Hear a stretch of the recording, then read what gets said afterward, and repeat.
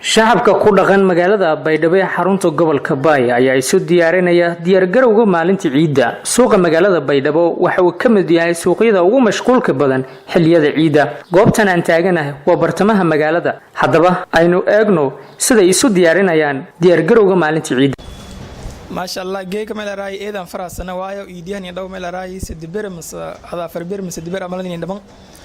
ملا راي أربعون بوغن إذا فراسنا أنا أصابتي من فضاين دار أو فيل أنتون قدنا إن شاء الله إذا فراسنا. فهم ما كسوقنا الدكان كمان حسين وصل عنك بمجال بيدو عنك لوكالي يدو ما بندير جروه هنا إيدي أو إيدي الفدري جايتي معلوم كوبان يعني نقول دم معلوم كده ما رجعنا إنه يدو جانا ما بانهم بالله مسلمين تدمانتيو يد والبدن ناسي كوراي معلومهم قدمنا ما رجعنا إنه يده نيوجانته وانا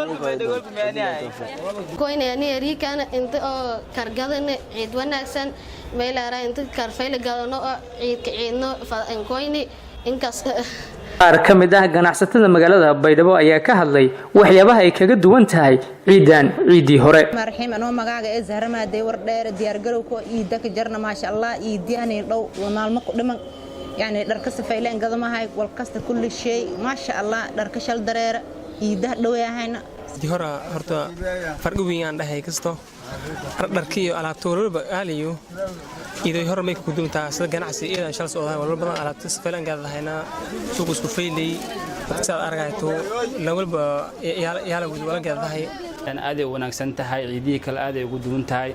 bulshada ku dhaqan magaalada baydhabo si qurux badan si aad u xawliye dharka u gadanayaan ma sha Allah waxaan leeyahay bulshada محمد قصير جيتو دلك تي في بيدبو.